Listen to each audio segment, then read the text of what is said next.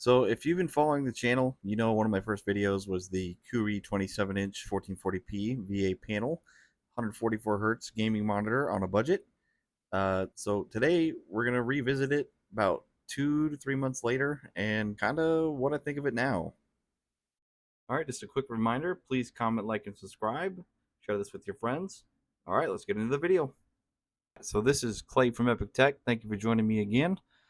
So to begin with, the Koorui 27-inch, it was basically a budget purchase, and it was a test for me to kind of check out 1440p.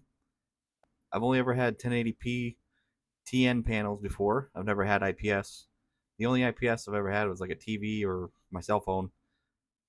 So basically, my first 1440p 144 hertz monitor, I give it a pass. It's not amazing, but it's not bad. My thoughts now: it should be a secondary monitor.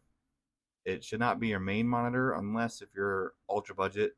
Um, my financial situation is getting better, so I'm actually going to be looking at some higher end panels like some MSI, some Samsung, some LG, maybe some of the nano IPS stuff, the QLED, the OLED, um, the optics gaming stuff.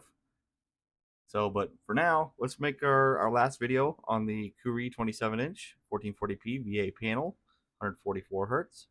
Now, to start off, the Koorui monitor, when I bought it, it was about $180, and now it's even on sale even more for 158. So basically, in this video, I'm going to be showing you some colors, some gameplay, and then just kind of my final thoughts on it. So first thing I want to show you is just some random pictures that I got offline that I was going to use for my wallpapers, just so maybe you can see the colors. I have set all the settings back down to the defaults, just so there is no trickery or anything, and I got my room completely dark. So here's Goku. Here's another Goku. Here's some Call of Duty. Some more Call of Duty. We got a random McLaren. Got a samurai anime girl. And another samurai anime girl. We got a Razor City. And we got Black Ops Zombies 3. So let me just go backwards through it.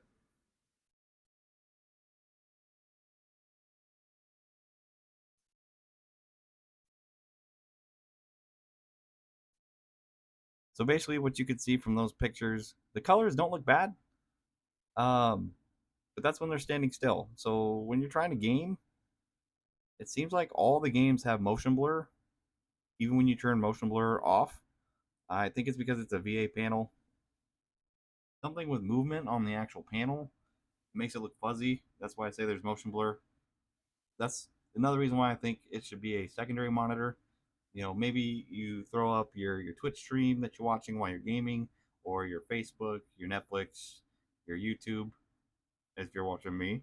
Wink, wink.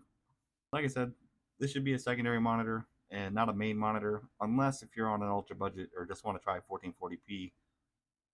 So I've been there, done that, obviously. All right, so next thing we're gonna kind of do is look at some web browsing, just kind of what it looks like. Bum, bum. Do, do, do, do, do, do. Now I do have this set on the 144 hertz as well. All right, and we're looking at new gaming chair possibly.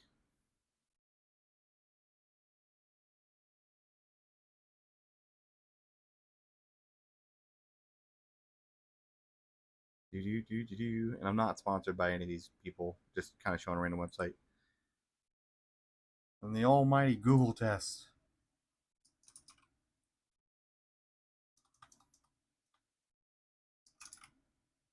Like, it does look good.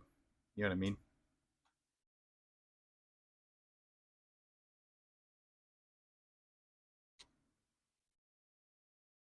Pull up Steam here. Do, do, do, do, do, do, do.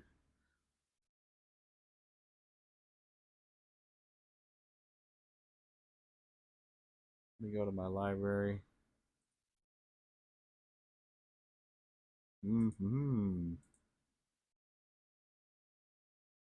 Let me see. Let me just pull up Resident Evil 4.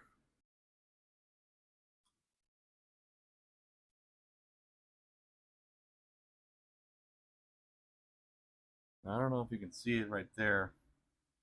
That's what I'm talking about. There's a little motion blur on top of his head, and it's like in every video game that you play, there's motion blur on the outside edges of your characters, or your, say you're in a racing game, on the outside of your car.